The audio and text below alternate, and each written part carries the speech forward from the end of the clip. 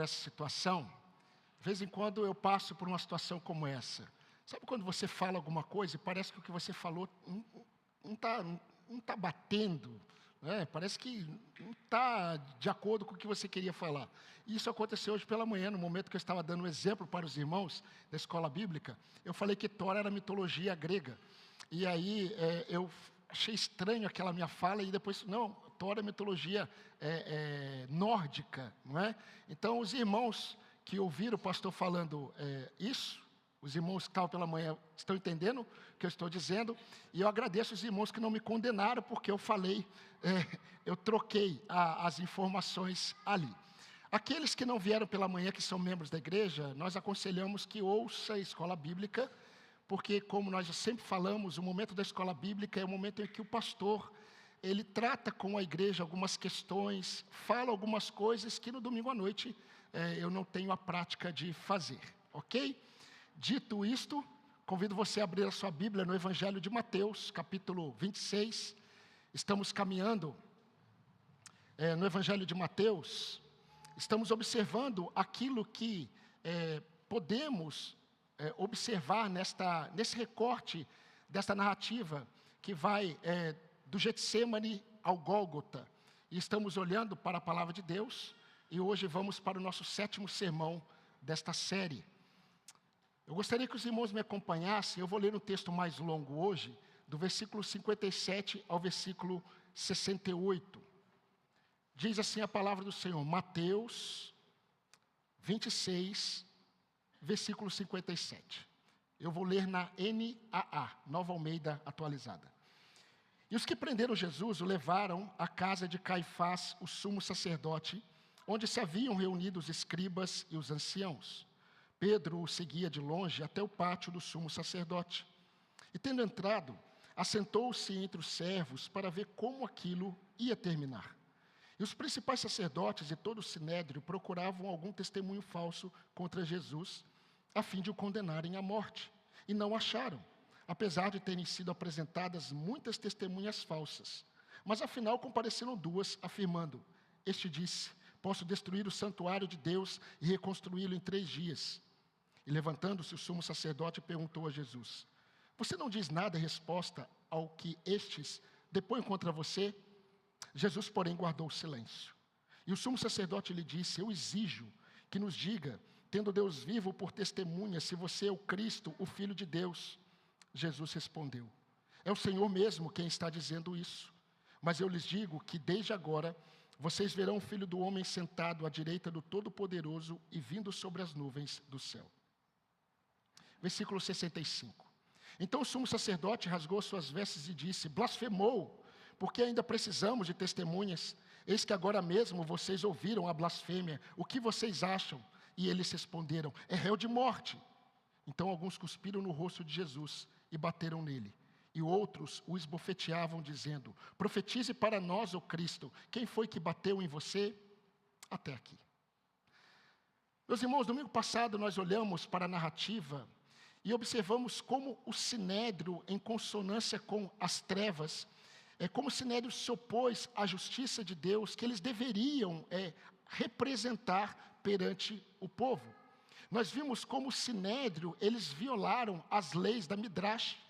Nós vimos como o sinédrio, ele violou a lei de Deus. Os integrantes do sinédrio, eles violaram a lei de Deus. Eles já tinham, por exemplo, nós vimos domingo passado, eles já tinham a intenção de matar Jesus antes mesmo de ouvi-lo. Eles levantaram falso testemunho contra Jesus e foram contra a lei de Deus nos 10 mandamentos. Vimos como o sinédrio, eles deturparam o que Moisés escreveu em Deuteronômio 19:15. E além disso, eles agrediram e humilharam Jesus, eles decretaram sentença de morte a Jesus, mesmo sabendo que eles não tinham poder para matar Jesus da forma como eles queriam matar. Mesmo sem saber se Pilatos, o governador romano, aquele que era autoridade de fato na região ali da Galileia e Judeia, se Pilatos iria condenar Jesus, mesmo assim eles esbofetearam Jesus, eles cuspiram em Jesus e eles decretaram que Jesus deveria morrer. E quando Lucas, meus irmãos, descreveu que ao amanhecer, Jesus ele foi julgado novamente pelo Sinédrio, isso foi apenas para validar, porque agora foi durante o dia, para validar aquilo que eles haviam feito durante a noite, de forma ilícita. E Lucas registrou que isso aconteceu.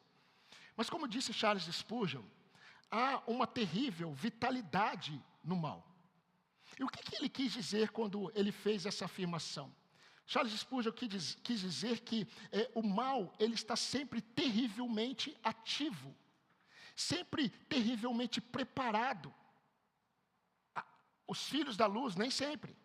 As trevas estão sempre preparadas para tentar ofuscar a luz. Naquela noite, meus irmãos, foi a noite em que houve uma coalizão das trevas para um único propósito. O propósito de silenciar Jesus a qualquer custo. Era isso que eles desejavam, silenciar Jesus a qualquer custo. Isso nos ensinou uma verdade, pensamos nisso domingo passado. Por sermos luz deste mundo, não devemos negligenciar a astúcia das trevas. E terminamos falando que a simplicidade da pomba não pode ignorar a necessidade de prudência. Foi neste aspecto, meus irmãos, da necessidade de prudência que eu falei o que falei hoje pela manhã. E aparentemente parece que o capítulo 11 foi o capítulo que produziu polêmica na primeira parte e na segunda parte. Mas o que eu falei foi na intenção pastoral de orientar os irmãos, principalmente os pais, as famílias, quanto à necessidade de estarmos atentos às coisas que são apresentadas para nós e de alguma forma nós não percebemos, porque nós estamos apenas vivendo a vida. Então foi uma orientação pastoral com o desejo de ajudar os irmãos a discernirem, né, esta realidade que nos assola. Mas, meus irmãos, olhando para a mesma narrativa, hoje os nossos olhos não ficarão no Sinédrio. Hoje os nossos olhos, eles ficarão em Jesus. Domingo que vem, se Deus permitir, nós vamos olhar para Pedro, que são as 3 personagens principais que estão nesta narrativa. E eu gostaria de destacar uma 7ª lição, é a 7ª lição da nossa série, e é a lição que nós vamos pensar hoje. A lição para a nossa igreja hoje, que nós vamos meditar, é a seguinte: o silêncio da verdade não significa que a justiça de Deus foi silenciada. Eu vou repetir. O silêncio da verdade não significa que a justiça de Deus foi silenciada. No versículo 62, olhe na sua Bíblia, e até o versículo 63 da parte 1, diz assim: e levantando-se o sumo sacerdote perguntou a Jesus: você não diz nada em resposta ao que estes depõem contra você? Jesus, porém, guardou silêncio. Tem uma outra versão que diz: mas Jesus guardava silêncio. É interessante porque a forma como Mateus ele conjugou o verbo, e ele disse que Jesus guardava silêncio, nos mostra que Jesus permanecia em um silêncio contínuo, diante das acusações. Nós temos as acusações que foram registradas, mas não significa que outras acusações não foram feitas. E quando Mateus ele registra isso, ele mostra que Jesus ele permaneceu em um silêncio contínuo. E para muitos de nós, um silêncio até perturbador, diante de toda a oposição, de todas as acusações falsas que ele estava experimentando. Como nós temos a bênção, a oportunidade de ter a palavra de Deus preservada para nós, nós podemos olhar com muito mais informações, sabe, para tudo isso que está acontecendo. Nós já estudamos Atos capítulo 4, e nós vimos que tudo o que está acontecendo aqui com Jesus, do Getsêmani ao Gólgota, tudo o que está acontecendo já estava predeterminado por Deus, e quem disse isso foi Pedro, e eu vou ler para os irmãos na íntegra. O que Pedro e João, logo após eles terem sido expulsos do Sinédrio, eles foram até a igreja, e a igreja estava reunida em oração, e eles compartilharam o que eles falaram para o Sinédrio, e a igreja orou, e a oração da igreja foi o seguinte: Senhor, de fato, nesta cidade Herodes e Pôncio Pilatos, com gentios e gente de Israel, se juntaram contra o teu santo servo Jesus, a coalizão das trevas. Mas ele continua dizendo assim, Lucas, eles se juntaram contra o teu santo servo Jesus, a quem ungistes, para fazerem tudo o que a tua mão e o teu propósito predeterminaram.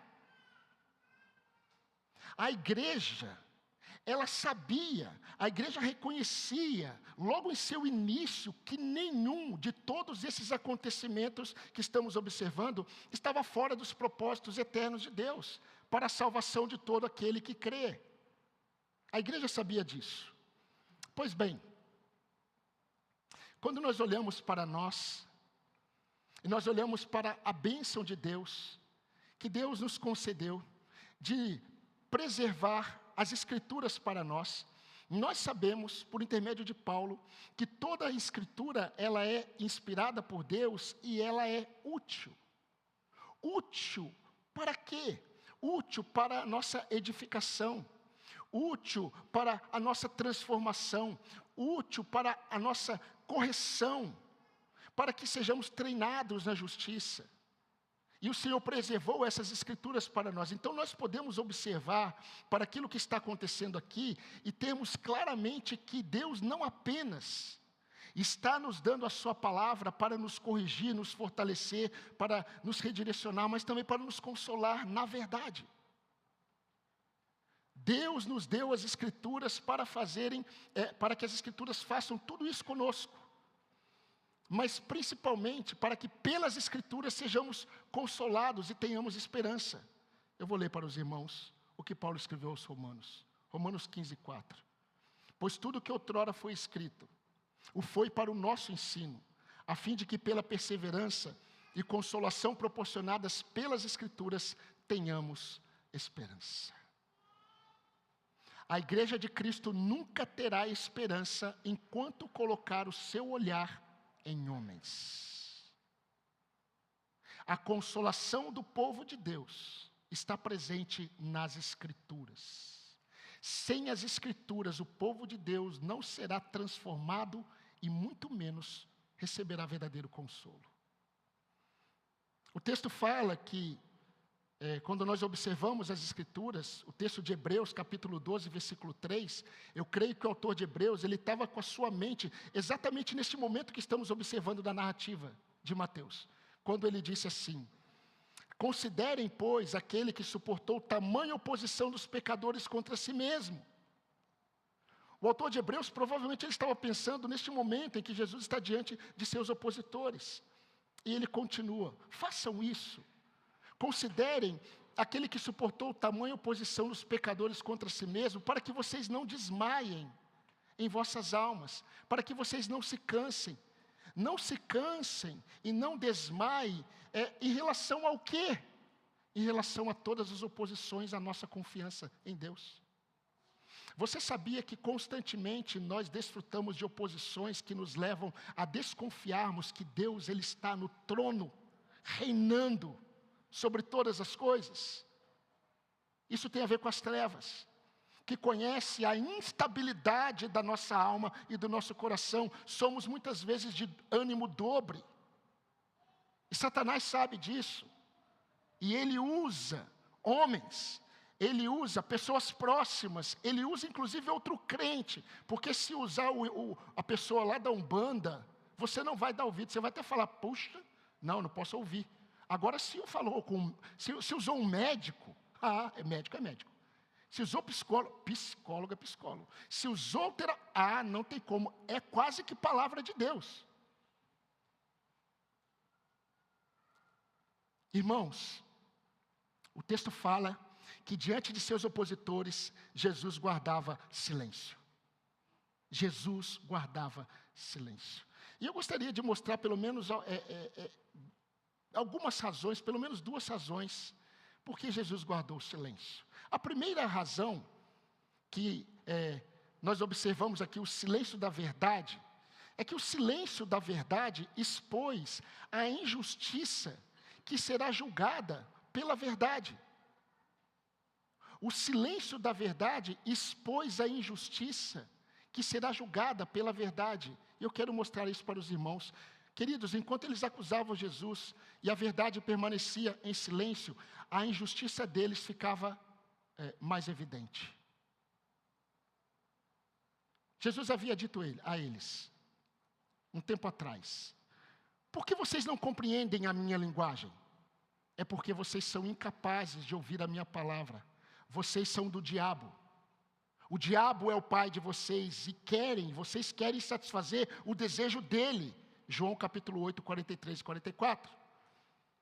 Então, se Jesus falou para aqueles que vieram prendê-lo, Jesus disse assim: este é o tempo em que reina o poder das trevas. O que nós temos aqui são aqueles que são instrumentos das trevas, mesmo sendo os religiosos de Israel, os saduceus, os fariseus, o sinédrio. Nós temos os filhos do diabo fazendo aquilo que agrada o diabo. Eles estão acusando a verdade, eles estão levantando falso testemunho contra a verdade, eles estão ofendendo a verdade, eles estão querendo humilhar a verdade se cala. A verdade se cala. Enquanto a injustiça manifestava a sua voz e acreditava que eles estavam fazendo o que é correto, e a verdade permanecia em silêncio, a condenação deles aumentava. A condenação deles aumentava em cada palavra que diziam. Quanto mais eles falavam, quanto mais, meus irmãos, a injustiça se manifestava e a voz da injustiça ficava em evidência, e o silêncio da verdade permanecia firme, o cálice, a taça do juízo de Deus se enchia sobre eles.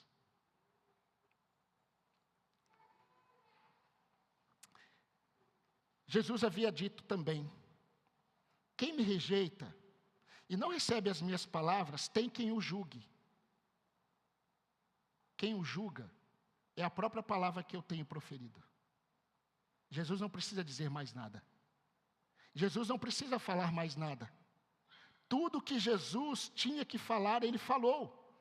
E ele sabia que agora era um momento de não se manifestar, porque algumas coisas precisariam acontecer. Então, depois desse momento, pela manhã, Jesus ele disse ao sinédrio o seguinte: se eu disser a vocês, vocês não vão crer em mim. Se eu interrogar vocês, vocês não me responderão. Porque não há respostas. Não há. Lucas 22, 67, 68. Agora veja o que Pedro diz. No próximo sermão nós vamos olhar para Pedro. Pedro depois. Pedro disse assim: pois ele, Jesus, quando ultrajado, não revidava com ultraje. Quando maltratado, não fazia ameaças, mas entregava-se àquele que julga retamente. Pedro está pensando exatamente neste momento. Quando ultrajado, ele não revidou com ultraje.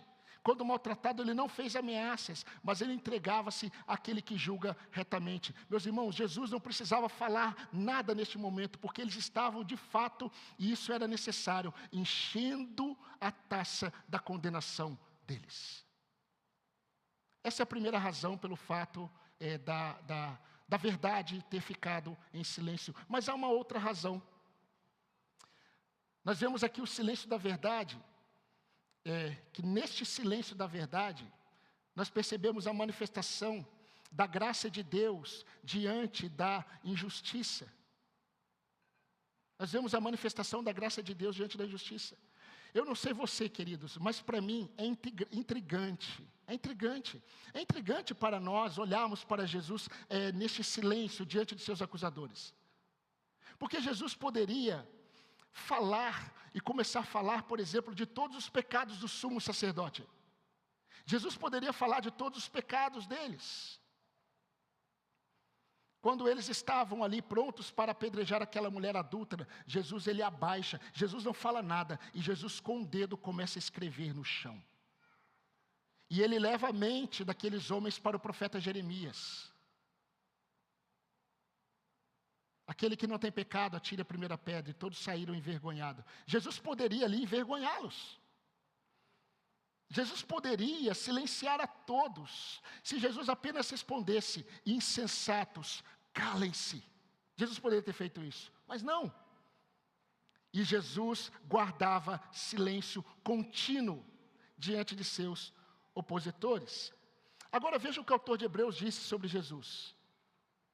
O autor de Hebreus disse que Jesus suportou tamanha oposição dos pecadores contra si mesmo. Suportou.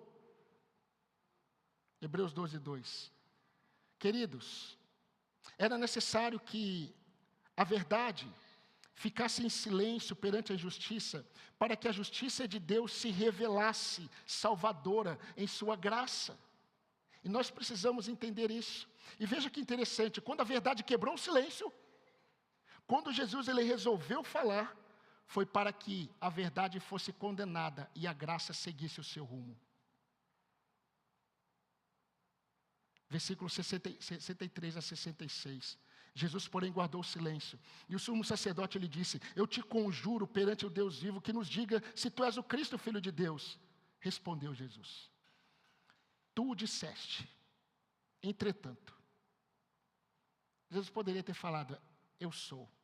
Eu sou, é isso mesmo, é verdade. Jesus só fala assim: tu dizes.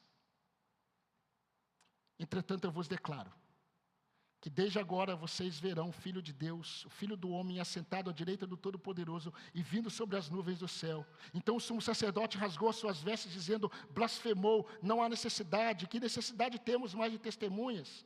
Vocês ouviram a blasfêmia, o que parece a vocês? Todos responderam: ele é réu de morte. Meus irmãos, o silêncio da verdade não significa que a justiça de Deus foi silenciada, pelo contrário, ela foi manifestada. Há um propósito nesse silêncio de Jesus diante de seus opositores. O profeta Isaías diz: ele foi oprimido e humilhado, mas não abriu a boca. Como o cordeiro foi levado ao matadouro, e como ovelha muda perante os seus tosqueadores, ele não abriu a boca. Isaías 57:3.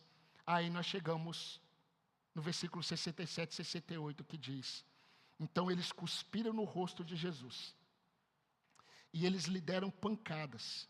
Outros esbofetearam Jesus, dizendo: banca o profeta para nós, Messias. Quem foi que te bateu? É interessante, irmãos, porque quando nós experimentamos, e vamos chegar lá, se Deus permitir, o momento em que Jesus ressuscitou dentre os mortos, Maria Madalena e outra Maria, elas foram até o sepulcro. Quando elas foram até o sepulcro, no terceiro dia, após a morte de Jesus, elas se depararam com dois homens vestidos com vestes resplandecentes. E aqueles varões disseram para aquelas mulheres: por que vocês procuram por que vocês procuram o vivente entre os mortos? Ele não está aqui, mas ressuscitou. Agora preste atenção no que eles dizem. Lembrem-se, porque ele falou a vocês. Lembre-se, porque ele falou a vocês quando ele ainda estava na Galileia com vocês. E ele disse: é preciso que o Filho do Homem seja entregue nas mãos dos pecadores, seja crucificado e no terceiro dia ressuscitado. É preciso. Então o silêncio da verdade diante da oposição deu curso à manifestação da justiça de Deus, que foi manifestada na cruz de Cristo Jesus. Paulo, ele disse: Jesus foi entregue por causa das nossas transgressões e ressuscitou para a nossa justificação. Justificados, pois, mediante a fé, temos paz com Deus. O silêncio da verdade foi necessário. Mas Jesus, ele fez questão de dizer algo. Quando ele falou, ele deixou claro para os seus opositores que aquele momento de humilhação duraria muito pouco. Ele disse para eles no versículo 64, Jesus respondeu: é o Senhor mesmo que está dizendo isso, mas eu digo que desde agora vocês verão o Filho do Homem sentado à direita do Todo-Poderoso e vindo sobre as nuvens. Jesus deu um tramontina neles. Pronto. Foi o limite. E neste momento, eles fazem o que eles deveriam fazer. Meus irmãos, vamos observar para algumas lições práticas para nós. Porque é notável na história do povo de Deus como nós temos dificuldades em ter uma leitura próxima sobre a justiça de Deus, próxima à verdade. Normalmente a nossa leitura sobre a justiça de Deus, ela é muito simplista, ela é muito nevoada, ela é maculada, ela é equivocada. E quando nós contemplamos o avanço da injustiça, o avanço das trevas diante da verdade de Deus, nós não costumamos questionar a injustiça, nós questionamos a justiça. Eu não sei se você já usou a seguinte expressão em seu coração, em sua mente, ou você até falou essa seguinte expressão: não é justo, Senhor. Não é justo. Não é justo. Não foi só você que fez isso. O profeta Jeremias fez isso. O profeta Jeremias, ele disse: justo seria, Senhor, se eu apresentasse a minha causa diante de ti. No entanto, eu preciso falar contigo a respeito da justiça. Porque o caminho dos ímpios prospera. Em outras palavras, porque o caminho dos ímpios prospera e o meu não? Que sou mais justo do que eles. Porque todos os traidores vivem em paz. Poderíamos continuar. E eu não? Jeremias 12, 1. O profeta Abacuque também fez isso. Ele disse: até quando, Senhor, eu clamarei pedindo ajuda e tu não ouvirás? É por isso que a lei se afrouxa e a justiça nunca se manifesta, porque o ímpio cerca os justos e assim a justiça é torcida. Abacuque 1, versículo 2 e versículo 4. Mas não para por aí. Asaf fez isso. Asaf disse: até quando, Senhor? Até quando eu clamarei pedindo ajuda e tu não ouvirás? Perdão, estou lendo de novo Abacuque, só para você gravar. Asaf disse: eis que estes são os ímpios, sempre tranquilos, aumentam as suas riquezas. Aí ele olha para ele e diz assim: foi inútil. Com certeza foi inútil conservar puro o meu coração e lavar as minhas mãos à inocência. Sabe por quê? Porque não é justo o que eu estou vivendo. Não é justo. Não é justo. E é interessante, meus irmãos, porque esses homens são homens de Deus. São homens de Deus que andam com Deus e eles estão questionando não a injustiça. Eles estão questionando a justiça de Deus. Tanto Jeremias quanto Abacuque e Asaf, eles se sentiram injustiçados. Qual é a questão? Jesus, ele não se sentiu injustiçado, ele foi, e ele não agiu assim. Jesus, porém, guardava contínuo silêncio. O autor de Hebreus diz que ele fez isso porque ele entregava-se, Pedro disse, ele entregava-se àquele que julga retamente. Ele tinha os olhos dele em outro lugar, os olhos dele estavam no Pai, naquilo que ele estava fazendo. E é isso, meus irmãos, que acontece quando nós nos sentimos injustiçados, quando nós questionamos. Começamos a questionar aquilo que está acontecendo e não deveria estar acontecendo conosco, porque nós somos justos. E por que não acontece com o ímpio? O ímpio está prosperando. Olha a casa do ímpio lá, olha a família dele, olha lá os recursos que o ímpio tem, olha a saúde do ímpio. E ele desdenha do Senhor, ele não quer saber do Senhor, ele blasfema contra o Senhor. Até quando, Senhor? Porque não é justo. Mas será que o silêncio da verdade, diante do avanço da injustiça, revela que a justiça se foi? Revela que a justiça não virá? Eu preciso trazer à memória dos irmãos outro profeta, profeta Amós. O profeta Amós, ele foi um profeta que foi levantado para proclamar a justiça de Deus perante todos os povos, também perante o povo de Israel. E o profeta Amós, ele disse assim, logo no início do seu livro: o Senhor rugirá de Sião, e de Jerusalém ele fará que a sua voz seja ouvida. E quando o profeta Amós, ele diz isso, ele queria que os seus ouvintes enxergassem Deus como um leão rugindo de Sião. E é interessante porque nós já vimos isso no passado, quando estudamos o profeta Amós, que o leão, quando ele ruge, ele tem propósito nisso. O leão, quando ruge, ele ruge para mostrar que aquele território é dele.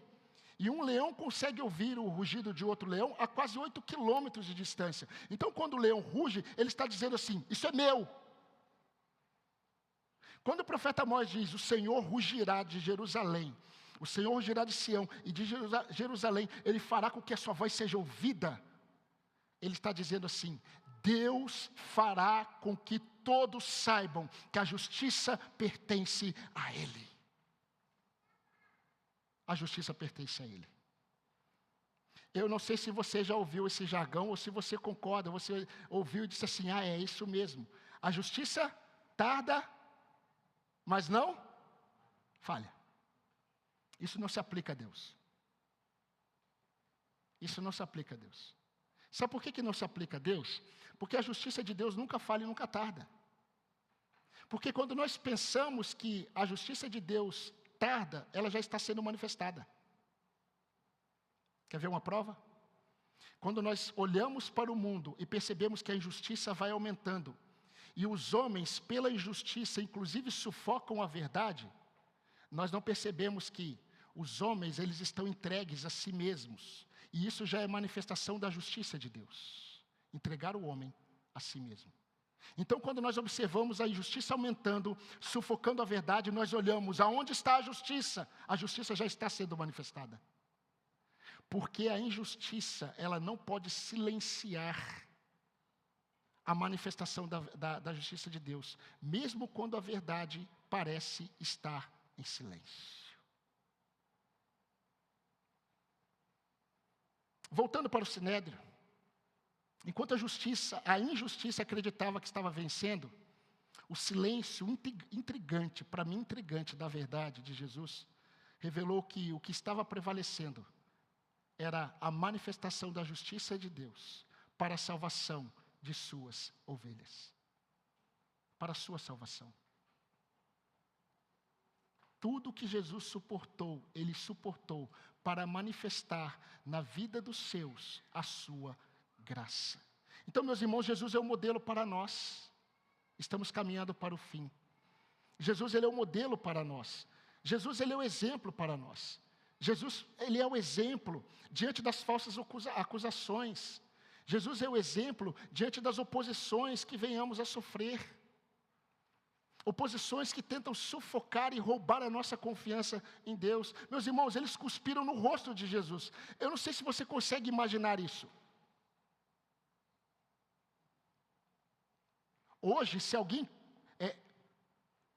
cospe no rosto de alguém, isso é demonstração de desprezo. Isso era também no passado. Eles cuspiram no rosto de Jesus. E Jesus não revidou. Por que Jesus não revidou? Porque Ele aguardava naquele que julga retamente. Por que Jesus não revidou? Porque Ele é a ovelha muda entregue aos seus tosqueadores. E é interessante porque quando nós olhamos para Hebreus novamente, o autor de Hebreus, ele nos chama a olharmos para essa realidade, a olharmos para Jesus, e ele nos chama a considerar. Considerar, em Hebreus capítulo 12, versículo 3, eu já falei com a igreja, significa meditar. Pensem, considere, pois, atentamente aquele que suportou tamanha oposição dos pecadores contra si mesmo, para que vocês não se cansem nem desanimem.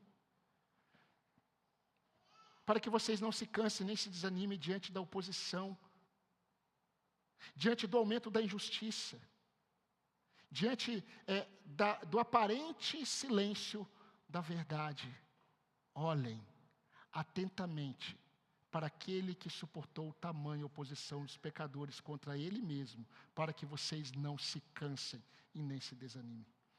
Meus irmãos, a forma como Jesus suportou tamanha oposição dos pecadores deve ser a maneira como também devemos suportar.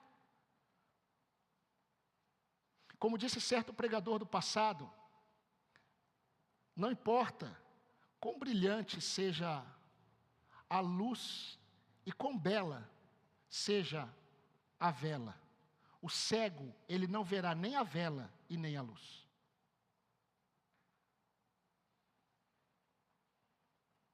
Se não for a graça de Deus, abrir os olhos, como nosso irmão Jonas orou, nunca o homem poderá ver a luz de Cristo.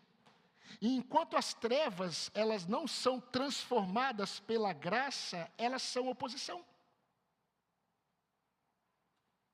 Então, por enquanto, aquela pessoa que está próxima a você e ela não é convertida, nós oramos e você ora para que o Senhor abra o entendimento, porque ela não vê nem a vela e nem a luz. Ela é cega. E enquanto isso, você deve entender que em muitos momentos, diante da oposição, o silêncio da verdade é o melhor caminho. Mas não é um silêncio que se omite, é um silêncio que confia. Confia naquele que vê todas as coisas e que pode todas as coisas. Então o silêncio que aguarda em Deus costuma ser a melhor resposta. Retribuir o mal com o bem não é sinônimo de fraqueza. Retribuir o mal com o bem é virtude dos sábios. Lembrar-se que a justiça própria não manifesta a justiça de Deus é maturidade. É maturidade. Por fim, baixar a espada e aguardar a manifestação da justiça de Deus pode ser o melhor caminho para aquilo que você está vivendo. Mas Jesus também é o nosso exemplo, ao demonstrar a suficiência da graça de Deus diante das nossas humilhações. E eu gostaria que os irmãos entendessem isso. Jesus é o nosso exemplo, quando ele demonstra a suficiência da graça de Deus diante das oposições, de nossas fraquezas, diante das coisas que nos humilham muitas vezes. Meus irmãos, em cada tentação que Jesus sofreu, ele deve ter recebido muitas propostas para se livrar do caminho da cruz. Muitas. Quando Jesus estava no Getsêmani, nós pregamos sobre isso. Jesus orou ao Pai quantas vezes? E o que ele pediu? Pai, passe de mim este cálice, mas não seja feita a minha vontade, mas a tua vontade. Isso ele orou por 3 vezes. E o que ele fez? Depois que ele orou, Jesus ele entendeu que o caminho proposto para ele era o melhor, sabe por quê? Porque foi um caminho proposto pelo Pai. Então o caminho que estava diante dele, se foi proposto pelo Pai, porque o Pai reina, ele entendeu. E ele seguiu nesse caminho, porque ele cria que Deus é soberano, ele cria que o Pai estava no controle. Ele disse, Pai, glorifica o teu nome. O Pai disse, eu já glorifiquei e glorificarei ainda mais. O autor de Hebreus elucida o que movia o coração do Senhor diante de suas fraquezas. Ele disse assim, Hebreus 12:2, Jesus, o qual em troca da alegria que lhe estava proposta, suportou a cruz, sem se importar com a vergonha. Jesus não se importou com a cuspida no rosto. Jesus não se importou com as humilhações. Sabe por quê? Porque ele aguardava a alegria que lhe estava proposta. E dentro deste pacote da alegria que estava proposta, sabe o que estava? Os filhos que Deus lhe deu. Os filhos que Deus lhe deu. Você. Eu. E talvez você que está aqui e ainda não é convertido ao Senhor, mas veio exatamente para ouvir a verdade que está te chamando para Ele. Porque Jesus chamará até o fim todas as ovelhas dele que estão perdidas. Ele as encontrará. E trará essas ovelhas para o aprisco. Paulo, ele experimenta um espinho na carne. E ele diz que esse espinho na carne o humilhava. E ele orou quantas vezes àquele que poderia livrá-lo? 3 vezes. E após orar 3 vezes aquele que poderia livrá-lo daquele espinho da carne, você se lembra o que ele ouviu? Paulo, a minha graça basta para você. Essa foi a resposta. Talvez eu diria no lugar de Paulo, tudo bem, Senhor, a tua graça me basta, mas o espinho vai ser tirado. Porque o espinho me humilha. Esse espinho revela a minha fraqueza. E eu não vou aqui pensar o que era o espinho de Paulo. Eu tenho o meu entendimento. Mas a questão é que Deus não livrou Paulo de seu espinho que o humilhava. Paulo tinha que se contentar com a seguinte verdade: a minha graça te basta. Senhor, por que a sua graça te basta? Porque o meu poder se aperfeiçoa é na sua fraqueza. É na sua fraqueza. Eu não sei aqui quem já foi no Cristo, conhecer, visitar o Cristo Redentor lá no Rio de Janeiro. Né? Eu espero que quando você não foi para tirar foto com a estátua, né? Do Cristo. Né? Mas é interessante porque quando você olha de longe, você percebe, você vê, é algo notável na geografia. É algo notável. Mas quanto mais você se aproxima daquela estátua, daquela escultura, mais você percebe como é grande aquilo, como é grande. E aí você vai tirar uma foto no pé ali, né? E você está desse tamanho, parece uma formiga. Meus irmãos, quanto mais nos aproximamos de certas aflições, quanto mais nos aproximamos de certas oposições, de certas situações que nos humilham, certas situações que nos enfraquecem, são nesses momentos que nós devemos olhar para o Senhor e entender essa verdade: a minha graça te basta.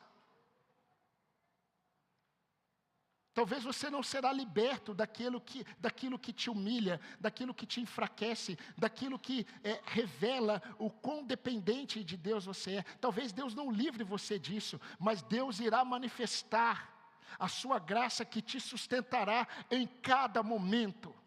Em cada momento. O poder do Senhor irá se aperfeiçoar na sua fraqueza, não na sua capacidade. Jesus, ele sabia disso. E ele pôde dizer, segundo os Coríntios 12:10, por isso eu sinto prazer nas fraquezas, eu sinto prazer nas privações, eu sinto prazer nas perseguições, eu sinto prazer nas angústias, por amor de Cristo. Porque quando eu sou fraco, então é aí que eu vejo que eu sou forte. Meu querido, não importa qual é o espinho da carne. Não importa qual é a fraqueza. Não importa qual é a oposição. O que importa é você ter certeza que a graça do Senhor, ela está presente, se manifestando em cada situação, em cada momento. O que o Senhor deseja nos ensinar é que nós devemos confiar que a sua graça, ela é suficiente para nos fazer suportar todas as coisas que surgem diante de nós. Creia nisso, meu irmão.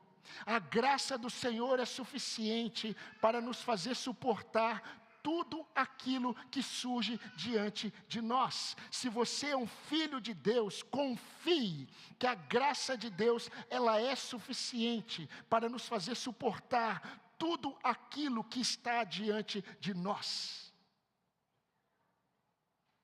Eu fiz questão de repetir 3 vezes. Agora, do Getsêmani ao Gólgota, nós devemos acreditar, assim como a igreja acreditava, que todos os acontecimentos que nós vivenciamos, eles não estão desprovidos do controle soberano do Senhor. Não está tendo uma ausência, uma lacuna de soberania. Não está tendo uma ausência de soberania de Deus. Todos os acontecimentos, eles não estão desprovidos do controle soberano do Senhor. A questão é que não podemos esquecer que nós somos limitados. Nós somos limitados para entender e compreender a justiça de Deus. Sabe por quê, meus queridos? Porque os meus pensamentos não são os vossos pensamentos. Os meus caminhos não são os vossos caminhos, diz o Senhor. Porque quão mais altos são os meus pensamentos, assim também os meus caminhos, em relação aos caminhos e os pensamentos de vocês. Acabei de falar Isaías capítulo 55, 8 e 9. Eu quero repetir. Diante de suas fraquezas, creia que o Senhor, Ele é suficiente para fazer com que você suporte tudo aquilo que aquele que reina e é soberano permite que esteja nas suas mãos. Jesus cria nisso. E eu quero fazer mais uma afirmação. Meus irmãos, quando nós acreditamos nessa verdade, nós começamos a entender que quando Deus aquieta nossa alma, ninguém e nada pode perturbá-la. Quando Deus aquieta nossa alma, ninguém e nada pode perturbá-la. Faraó acreditava que podia. Ele acreditava que ele iria perseguir o povo de Deus e ia trazer o povo de Deus de volta. E se fosse necessário, ele mataria o povo de Deus. Mas ele não conhecia o Deus deste povo. O Deus de Israel é o Deus que acampa ao redor daqueles que o temem.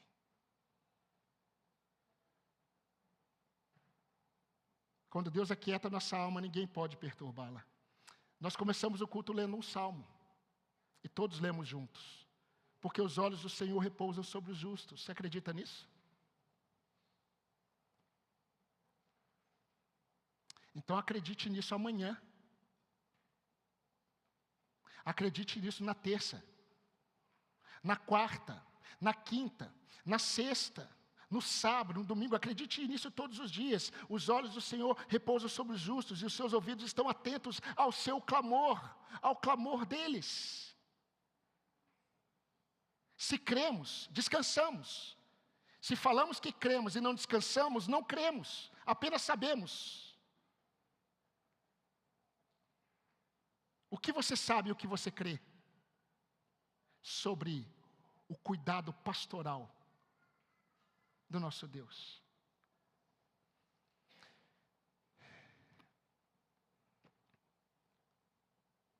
Olhe para a sua vida. Olhe para a sua vida. O Senhor foi gracioso ontem.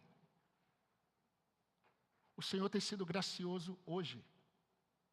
O Senhor será gracioso até o fim. Meus irmãos, eu termino com a seguinte expressão: daqui até o céu, não há um minuto na vida de um salvo em que a graça de Deus não esteja presente e se manifestando. Não há. Não há. Eu posso fazer mais uma afirmação? Eu estou com vontade de fazer um monte de afirmação hoje. Mas eu vou fazer a última. O grande dia está chegando. Por isso que o amor de muitos está se esfriando. Eu tenho conversado com muitos pastores.